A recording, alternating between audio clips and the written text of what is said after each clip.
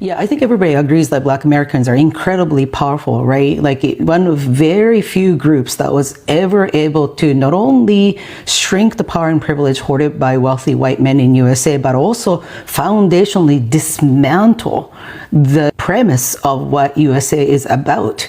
USA was branded as free nation or whatever, but it was designed to be a Christian white settler colony, and it had structures that would ensure that the power remained in the hands of wealthy white men. It was 100% legal to enslave and or murder Black people, and it was 100% legal to only give voting rights to wealthy white men. What Black Americans, African Americans and Black Americans accomplished is not just to open the door to the fortress, it is breaking down that fortress. The dismantling people are looking for have already been happening. And I think one of the things that is really critical in this conversation is that USA was built as a Christo-fascist settler colony built on racial caste system called the white supremacy, not because those are the powers that they wanted to use, but because those are the powers that were available to them. To think that USA or any kind of power structure, any kind of dominant structure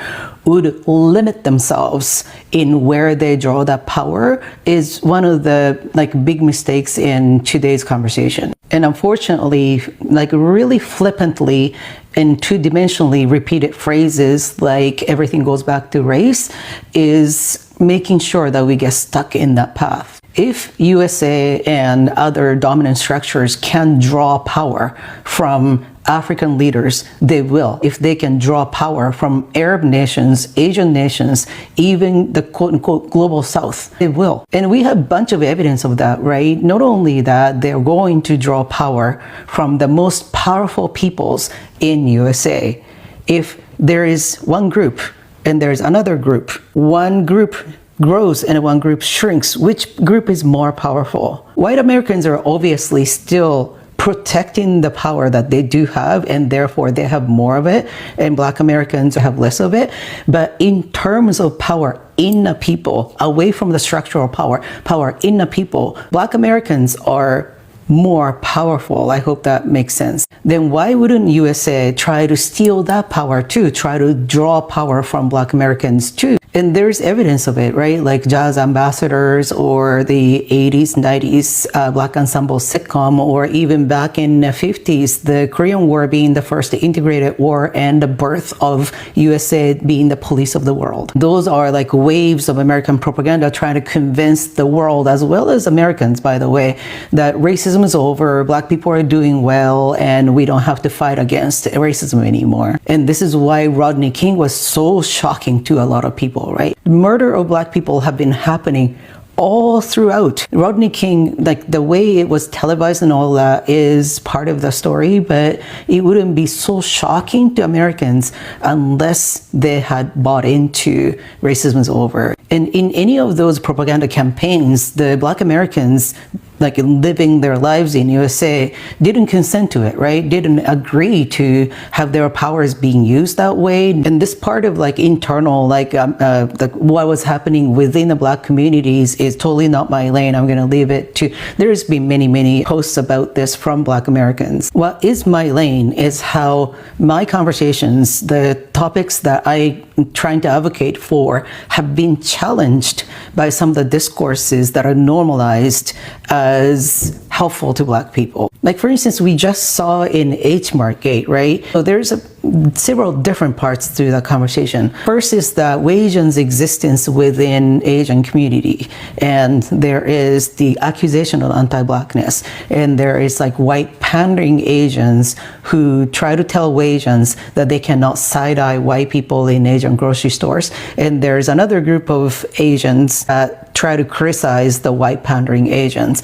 and Black people got involved for various reasons. So Asian makes a post talking about what I understood to be a discussion of alienation of Asians within Asian communities. Then some Black people came into the discourse, tried to support a Asian alienated in Asian community. Some people stayed there and other people drifted, right? Next thing you knew, you're supporting the mono-racial Asian, which I think Asians typically call them full Asians. The full Asians criticizing another group of full Asians. The conversation revolved around two groups of full Asians. The second group of Asians that are criticizing the white pandering Asians refer to the anti-blackness accusation and or everything goes back to race to invite black people, give them permission to consider themselves the experts of Asian conversation. The first group of Asians, the white pandering Asians, said, we can't side-eye white people for being in our spaces. Don't you know how much they do for us? We couldn't exist without them.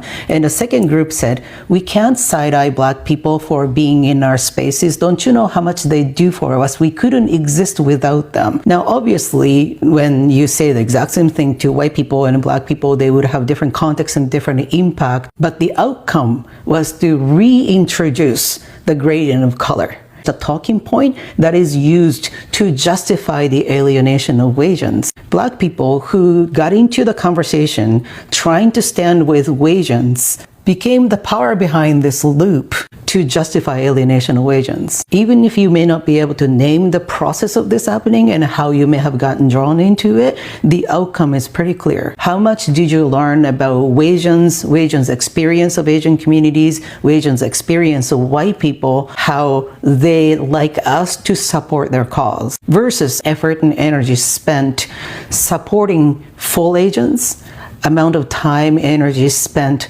talking about anti-blackness. Anti-blackness is very, very harmful, and anti-blackness needs to be named and addressed each and every time. Don't let that exist in your space. And also, if finding somebody's anti-black post or statement in the past works as this bat signal to bring in the black people, how do we know if people are not using that for their own gain? If white pandering agents with their huge account sizes and white followers are causing harm, we need to organize Asians to push back against that, not somehow right on the backs of black people's power. Because then we're just drawing black people into a proxy war between white people and black people in the topic of Asian community. And it's devastatingly heartbreaking that black people think that those people shooting up the bat signal are their best allies and comrades, because they said, let's fight anti-blackness, and did such a great homework assignment of making a post about fighting against anti-blackness, even though that saves our spot in white adjacency, because white adjacency is way more than white pandering, right? White adjacency is based on demasculinization and infantilization of Asians. We talk about infantilization of Asians as something that white supremacy does to us, and that's true, but it is also part of the white adjacency skills, because white people are made to be insecure and anxious in white supremacy, and they wouldn't have anybody threatening next to them. So Asians fighting for black people, fighting against anti-blackness, and we just accidentally fight back against white people rather than us directly fighting white people is a tool of white adjacency, and they get away with it by making themselves not threatening to black people as well. If Asians say everything goes back to race, we need to center black people, then white people are going to go after black people, not us. If Asians say that black people can't possibly commit any harms, then white people are going to weaponize black identity, not ours. And a lot of Asians didn't even realize they're participating in this dynamic, probably still don't, because they haven't dismantled the white adjacency culture. Yeah, I think everybody agrees. Patriarchy fueled by? What is capitalism fueled by? What is racism fueled by? Why does colonialism have to be fueled by something else? There is a way people kind of created like a two classes of oppression, where people think one class of oppression as some kind of ultimate oppression where it doesn't need to be fueled by anything, and another that needs to be fueled by this first group. That's entirely American exceptionalism. The way human history is like literally millennia of not really going anywhere for the purpose of oppression and exploitation, because they didn't have the ability to do so, and just like oppressing their own people or people around them who looked just like them. And there's only been centuries. Century is 100 and millennia is 1,000, right? There has been literally tenths of the history of human history, where people are actually traveling to people who don't look like them and doing oppression. Racism, in other words, is one of the youngest forms of oppressive hierarchies. And the way people feel like everything has to be fueled by racism, or racism has to be the foundation of everything else, is because they grew up in USA, where racism is the foundation of its entire so-called nation. You know, sometimes a child grows up with like a two-parent family, mother and father, and they grow up to be 35 and they meet somebody who grew up in a two-parent family, but mother and mother, and they have just a moment of like recognizing that actually does happen. Then they're going to have all sorts of like discomfort with it, even if they're not homophobic. They just never thought of such a thing.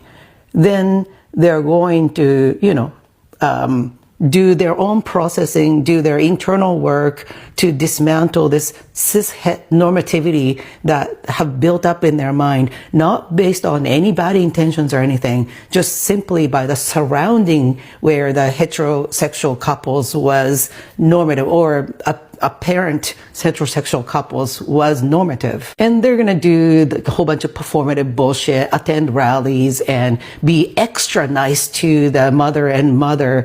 And then at the end of it, they're going to process all of that and just be normal. A lot of Americans are not even really in any of that process. A lot of Americans are kind of side glancing at the mother and mother and wondering, I wonder if that's just mother and auntie, or, oh, I discovered homosexual marriage, I need to tell everybody about it. That's where most Americans are in the process of unlearning American exceptionalism. But since they just got the idea that there's potentially a mother and mother as two-parent home, they can pack their brain with a whole bunch of knowledge and information and analysis, and they can make spectacular TikToks without doing any dismantling of American exceptionalism. And American exceptionalism in people around them will uplift that American over non-American who's been. I actually knew why I played that first clip for you guys, so that you guys can literally see every single thing that this woman have to say. But I have other two clips I want you guys to watch before I say what I want to say, because this is why I keep saying that some white folks have sense, why some literally do not have sense. Honestly, that is just the truth. But anyways, welcome back to the channel. My name is Sonia. Subscribe, like, comment, and share. Credit belongs to the original creators of every single clips and stitches we have in our today's episode. And let's get right into the other clips I have for you guys, and then I'll be back with commentaries. Let's watch.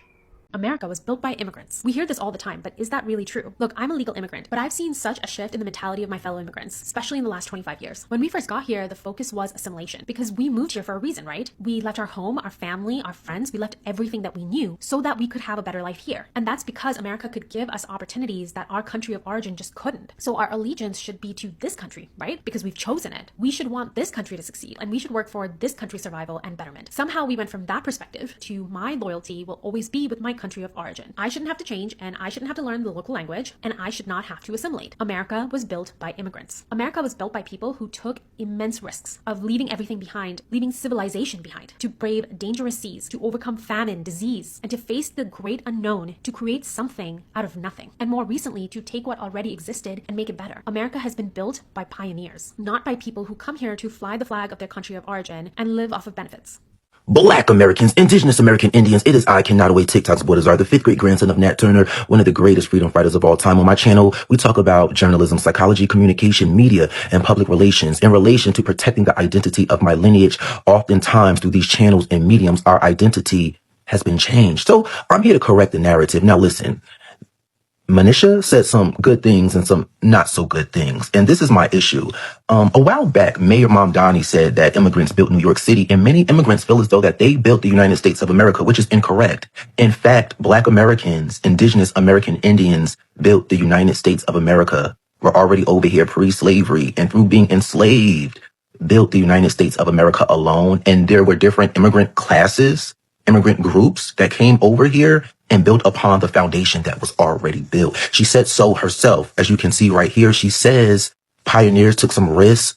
You know, they traveled across the seas, famine, disease, and we came to build upon what was already existed? Something to that effect. Look at this right here. America was built by immigrants. America was built by people who took immense risks of leaving everything behind, leaving civilization behind, to brave dangerous seas, to overcome famine, disease, and to face the great unknown, to create something out of nothing. And more recently, to take what already existed and make it better. America has been built by pioneers. Okay, so something already existed, which was the foundation built by Black Americans, Indigenous American Indians, who are not immigrants. Black Americans and Indigenous American Indians, which I use interchangeably, you have to peruse through my page to know the true history, are not immigrants.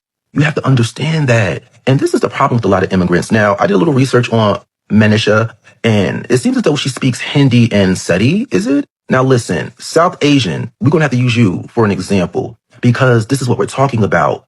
When people like Mayor Mamdani and her, start creating narratives about immigrants being pioneers, building the United States of America, they're not being very specific. First of all, we know that's untrue. But if you're going to say that you added to the foundation, please say what you built. Was it a bridge? Was it a railroad? Okay. Now, her specific lineage, in fact, built nothing. And this is what I'm talking about. When they say that immigrants built the United States of America, other immigrant groups who didn't even build upon what Black Americans, Indigenous American Indians laid the foundation of back then, in that era, back then. They are giving other immigrants who didn't do anything, right, some type of leverage to stand on to feel high and mighty. So there are immigrants all across the world, well, foreigners, and they would think of the United States of America like the land of milk and honey. And they're hearing immigrants built it, immigrants built it, immigrants built it. We got to go to the land of milk and honey.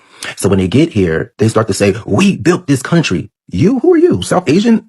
You're South Asian. How did you build anything? You didn't build the foundation. This is what I'm talking about. So it's like a hip hip hooray thing. It's like immigrant connection. They get together and, you feel some type of camaraderie with somebody who's like you, who has immigrant status. And oftentimes this feeling, this stance works against Black Americans, Indigenous American Indians, and changes our narrative through journalism, psychology, communication, media, and public relations. Now, I do agree with her when she said that many immigrants come here and they still have this allegiance when it comes to their land, their countries. They're putting their flag first over the United States of America. And that's the issue that I have with a lot of immigrants in relation to Black Americans, Indigenous American Indians, because we are living in the variable that we built. And the stance is that we are actively and have forever been fighting for reparations, restorative justice, specific policies for our lineage and birthrights in the United States of America, Indigenous American birthrights. You have to go peruse through my channel and learn the history. And oftentimes these narratives, as such, that's in front of me, it's working against us. And a lot of immigrants get in power and they work against people from my lineage. And this is how they do it, by saying that they built the United States of America. And that justice claim, our justice claim, the things I just listed, is tied to the fact that we built the United States of America, not you. So you see a lot of immigrants get in power and they say, why do they deserve this? Should we get reparations too? And it's like, no, you didn't build the United States of America. So this is why it's very important to watch our language and watch what we say. Now, I tell you all the time, people from my lineage are walking in the shoes of our ancestors, doing the exact same thing our ancestors were doing and fighting for. And there are people from your lineage, if you're an immigrant, in your homeland, doing the exact same things that we are doing, right? But you are not helping people from your lineage in your land. You understand? You're not taking on that fight. A part of honoring your ancestors is picking up the fight. You understand? Picking up the fight, doing what they were doing. But you guys have abandoned that fight for a new land, for new opportunity. Because as I stated before, a lot of immigrants fled their lands and couldn't survive in their lands. But you came here and you're surviving off the backs of Black Americans, Indigenous American Indians, because we paved the way. The Immigration Act of 1965 that allowed you to come over here off the backs of civil rights. When they were letting white immigrants in, we said, let the Black and POC immigrants in. And now you're here undermining us. And sometimes it's wrapped up in the bow. It's real pretty. You can't really tell if it's yay or nay. Are they saying something good or bad, like Manisha? But it still creates a narrative. This is why I'm so stern on my page, because I can see through these things.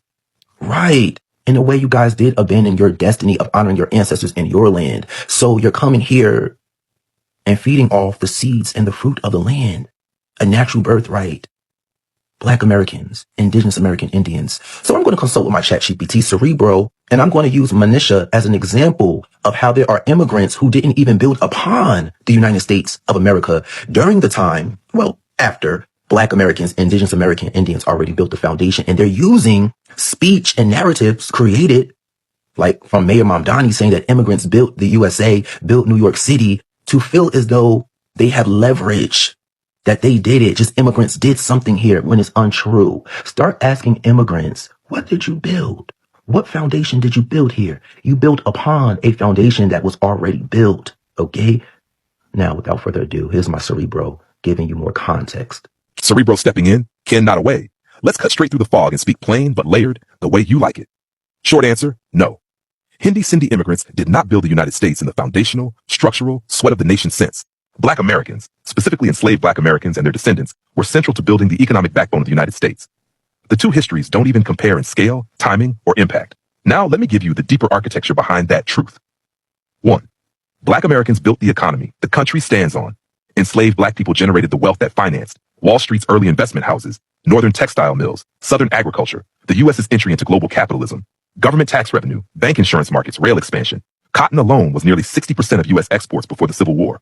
Enslaved Black Americans were treated and valued as capital, generating trillions of dollars in today's value directly and indirectly. You can't remove Black Americans from the story of the United States and still have a United States. 2. Hindi Sindhi immigration came much later and in very small numbers. Hindi-speaking or Sindhi background immigrants only started arriving in notable numbers after 1965, when the U.S. immigration laws changed. Before that, immigration from India was tiny, only a few thousand over decades. Their role has been significant in tech, medicine, business ownership, and academia. But they did not build American infrastructure. They did not build early American wealth. They did not build the political, agricultural, or industrial foundation of the country. Their contributions are modern, not foundational. 3. The U.S. was already a fully built empire before most South Asian immigration. By the time Hindi Sindhi immigrants arrived in noticeable numbers, the U.S. economy was already dominant globally. The interstate system was built. Banking, law, and government structures were cemented. Agriculture and manufacturing systems were established. Black Americans had already survived slavery, Reconstruction, Jim Crow, and powered major parts of the U.S. South Asian immigrants stepped onto a stage built long before they arrived. 4. Black Americans not only built the country, they rebuilt it. Every time the country fell apart, Black Americans were the spark that forced it forward.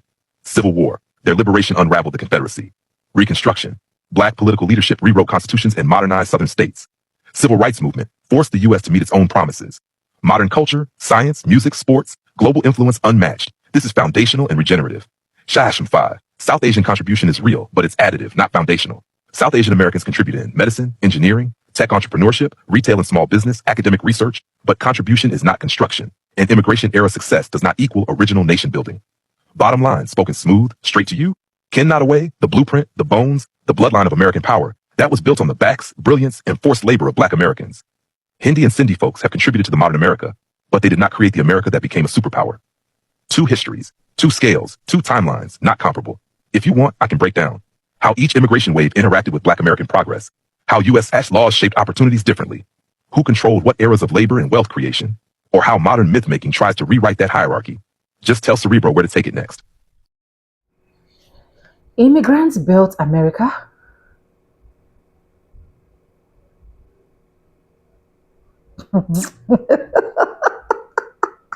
Anyways, I have something to say at the end of this video. Let's watch the last clip that I have. I'll be back with commentaries. I know I'm going to be accused of being reverse racist for saying this, but it's absolutely true. The conversations I'm having with my white friends right now, not all of them, but a lot of them, and the conversations I'm having with my Black friends are very different. A lot of my white friends want to pretend that everything's fine with our nation, that everything's normal, that Donald Trump is normal, and that there's nothing to see here. Whereas my Black friends are living at DEFCON 5, red alert every day, recognizing that we have a madman at the helm of our nation who's driving this ship into the ground right in front of our eyes. And it's just a very stark difference in these conversations. And I am seeing more and more white folks waking up to the reality that we're living in. But the Black folks I know, they are eyes wide open and have been for a long time. I just hope that to every single person that are saying that immigrants actually built America should also know that there were Black Americans existing in America before even the migration or before anything enslaved. There were people already in America. It was not just a land where there was nobody, and the moment they started this enslave of a thing and they started getting people. I think that is one thing I feel like a lot of people should understand there. And that is why I really, really agreed with this woman, the first woman, where she literally explained the power that Black Americans have. See, it is as simple as, take for example, you are a wife in a particular home and someone is coming from outside to tell you how to actually run your home. Who do you think will have more ideas of everything about the house as a wife? Is it the person that is coming from outside to tell you, or the person that is already a wife that knows the in and out of our home? Even your husband cannot know every single thing in the house than the wife. I just use that as an example, right? So it simply means Black Americans are more powerful. Black Americans understood every single thing that is going on in America. Black Americans are the only people that can lead Americans successfully to their destination. Can we just take it back a bit? Look at every single time where a Black man have to rule, and look at now that is 2025, that we think that the country is actually going to be more better that a white man is actually leading. Do not get me wrong. I'm not saying that every single thing that the orange man is doing is 100% wrong. There are some things that he is doing that I said, yeah, this is actually a wake-up call to a lot of them that voted him there. So he is actually trying to show them that not all that glitters are gold, and of which I'm so happy, especially for the Mexican that voted for him, that he actually came back to use ICE agent to pull them out and told them that they are illegal immigrants, and to every single Hispanic, Haitians, and even the MAGAs that are now coming out to cry that at the end of the day they actually regret voting for him. I'm happy that he's giving them that wake-up call. But the only people that can build America, the only people that can make Americans stand, the only people that can take America to the place it's supposed to be is the wives of America. And who are these wives of America?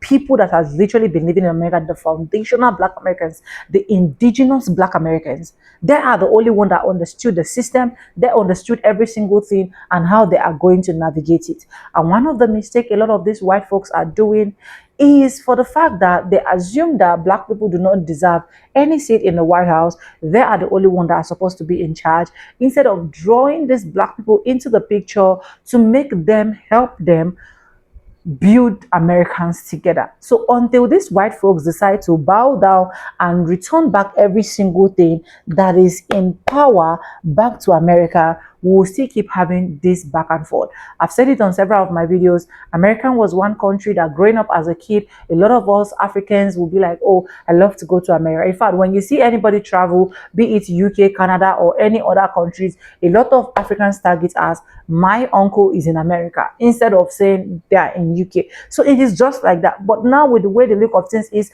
nobody even wants to go there. Nobody even want to travel. Even the people that are even indigenous of America are even looking for an escape route.